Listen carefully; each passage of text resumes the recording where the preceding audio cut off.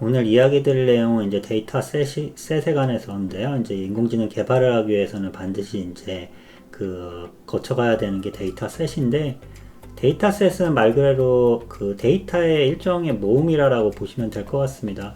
빅데이터의 특징, 그리고 딥러닝의 특징이 대표적인 게 엄청나게 많은 데이터가 있어야 된다는 건데, 우선 파이썬 공부할 때 첫 번째로 맨 먼저 이제 배우는 뭐 처음에는 당연히 그 알고리즘 배우고 기본 문법 배우고 이러는데, 그 다음에 첫 번째로 하는 실습 중에 하나가 특정 사이트 가가지고 데이터를 이제 다운받는 데이터를 이렇게 크롤링해 오는 기술이라고 보시면 될 것 같습니다. 근데 그게 사실 그렇게 쉽지는 않아요. 그러니까 왜냐하면은 수십만, 수백만 개의 데이터를 모아야 되는데, 그렇게 사이트마다 돌아다니면서 그렇게 하는 거가 쉽지가 않고요. 사이트에서는 당연히 그런 걸 잘 못하게 하기 위해서 자기네 데이터가 어떻게 보면 외부에 유출되는 거잖아요. 그래서 또 다양하게 막고 이러기 때문에 사실 그렇게 쉽지가 않습니다. 노가다입니다, 사실. 그리고 또 인공지능을 개발하기 위해서 그거를 개인이 다운받으면 막 수십 기가 이러거든요. 그걸 다 모은다는 것 자체가 되게 비효율적이죠. 그렇기 때문에 남들이 이미 그거를 다 정리를 해놓고 그걸 다운받은 다음에 이거가 뭐다라고 하면서 일종의 라벨링, 쉽게 얘기하면 태그라고 생각하면 될 것 같은데요.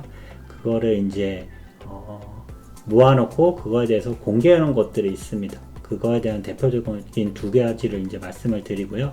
제가 지난번에 한번 설명드렸던 커먼 크롤도 어떻게 보면 데이터 셋이라고 볼 수 있을 것 같습니다. 그 전 세계 이제 주요 사이트들을 일종의 백업 받아놓고 그걸 이제 다 정리해 놓은 거가 이제 커먼 크롤이라고 제가 지난번 이제 동영상에서 설명드렸었는데, 커먼 크롤도 그 중에 하나고요. 데이터셋 중에 제일 유명한 거는 이미지넷이라고 볼 수 있을 것 같습니다. 인공지능이 어떻게 보면은 특히 딥러닝이 이 이미지넷 때문에 이제 유명해지고 발전됐다라고 보면 될 것 같은데, 뭐 그렇게 봐도 과언이 아니라고 생각합니다. 이미지넷은 사실 일종의 학회일 수도 있고요. 정확하게 여기에서 이미지넷이라는 그 데이터셋을 제가 오늘은 말씀을 드리는 거고요. 이게 인공지능에서 가장 빠른 발전을 보이는 분야가 10년간 가장 빠른 발전을 보이는 분야라고 제가 써놨는데, 이게 이미지 분류하는 겁니다. 강아지, 고양이, 뭐 자동차, 아기, 뭐 이런 식의 이제 이 사진을 보여주고 이게 뭐냐라고 이제 맞춰봐라고 했을 때 맞히는 방법인데요. 이 이미지 렛이라는 거는 이제 보면은 여기 써 있는 것처럼 1000개가 넘는 카테고리 보면 뭐 강아지, 호랑이, 고양이, 아기, 자동차 뭐 이런 식의 이제 분류가 되어 있고, 그리고 100만 개가 넘는 제가 지금 보니까 마지막 게 이제 버전이 21년 3월 11일인 것 같은데, 이거를 이제 공개한 겁니다. 학습 데이터 용량으로 이제 138기가 정도 되고요. 검증 데이터로는 한 6기가 정도 되어 있습니다. 아무래도 이미지다 보니까 용량이 어마어마하게 큽니다.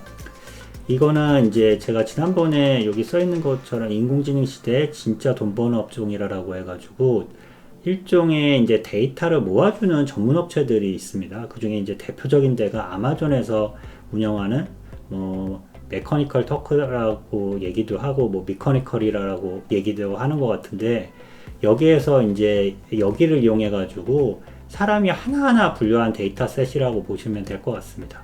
그래서 이게 이제 인터넷에서 10억 개를 다운받은 다음에 한 5만 명이 이미지 분류 작업에 이제 참여를 했어요. 그래서 이미지 분류라는 게 옆에다가 이제 라벨을 달아놓은 건데, 이걸 가지고 이제 공개를 한 거죠.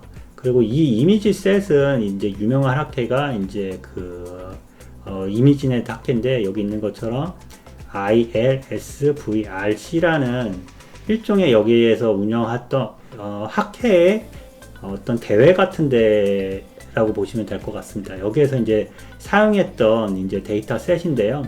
학회에서 매년 이제 행사를 했던 거죠. 인공지능 학회인데, 여기에서 사진들을 쭉 뽑아서 한 1000개 정도 뽑았던 걸로 기억을 하는데, 한 1000개 정도 뽑아서 이게 무슨 이미지냐라고 이제 맞춰야 됐는데, 이미지넷이라는 학회에서 여기 있는 것처럼 뭐 ILSVRC라는 뭐 어려운 이제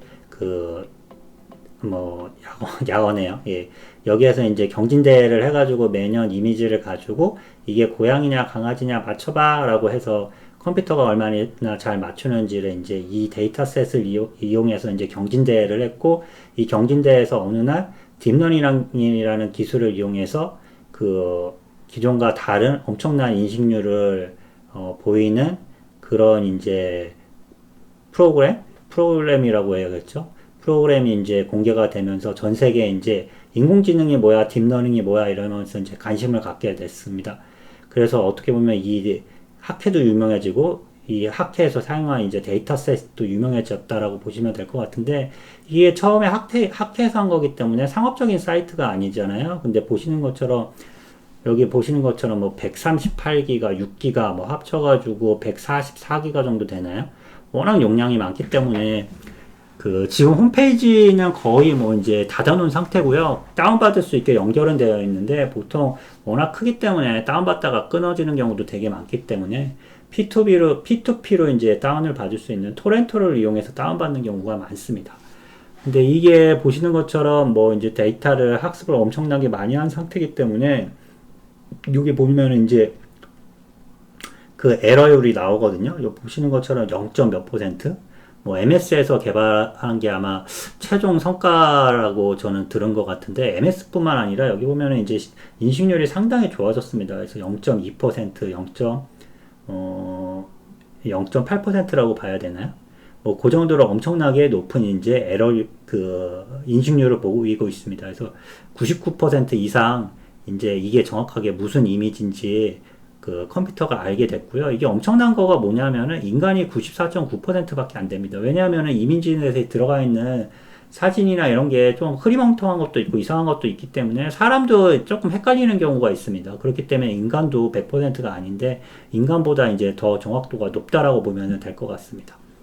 그래서 요 이미지넷이 어떻게 보면 제일 유명한 그런 그 데이터 셋 중에 하나이고요.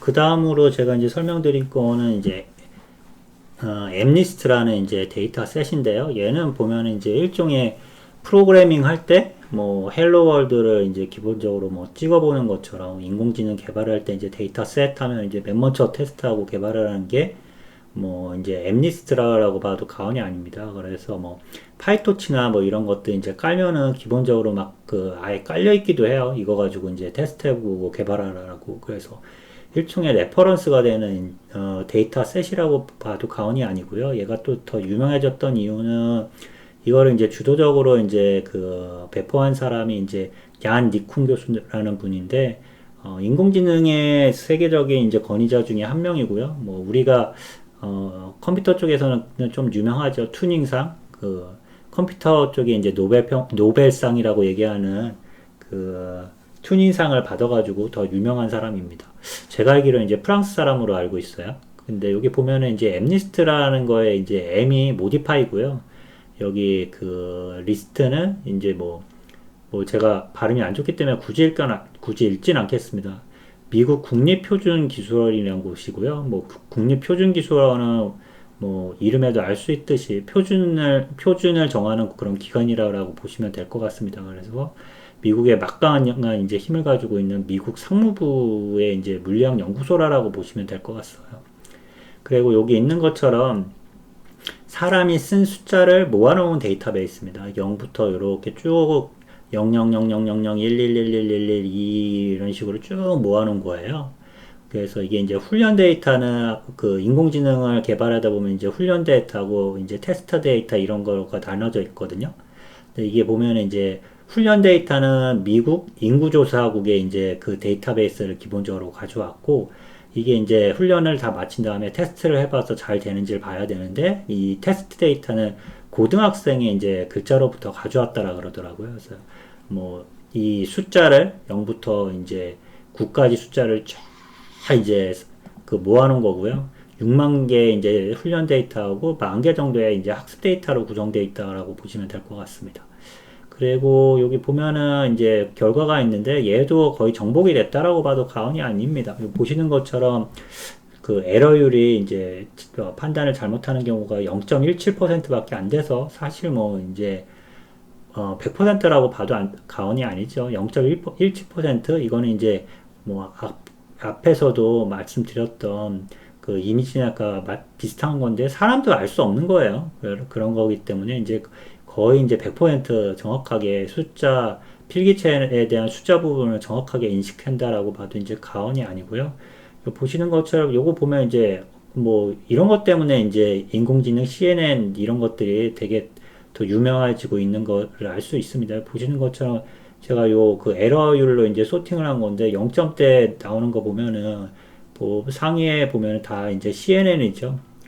뭐 CNN 다 있는 거고 뭐 DNN도 사실 DNS에서 파생되어 나온 것 중에 하나가 CNN이고 그리고 의외로 이 되게 전통적인 기법은 KNN 얘도 이제 생각보다는 괜찮네요. 보니까 0.52%뭐 그리고 서포트 벡터 머신이라고 하는 얘도 이제 되게 오래된 알고리즘인데 0.56 생각보다 괜찮은 결과가 나오고 있습니다. 그래 이거 보면 그렇기 때문에 아직까지도 빠르고 쉽고 단순하죠. 그럼에도 불구하고 아직까지도 그 인공지능을 개발할 때 같이 공부하고 개발하고 뭐 이런 것들 생명력을 유지하는 것 같다라는 생각도 들고 있습니다. 오늘 제가 이렇게 데이터셋 두 개를 설명을 드렸는데 이거 외에도 되게 많습니다.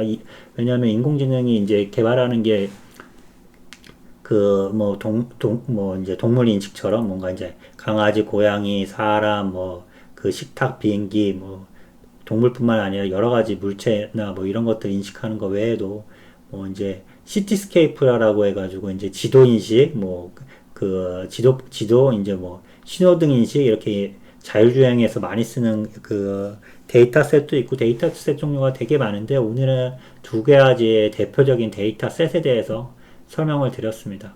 들어주셔서 감사합니다.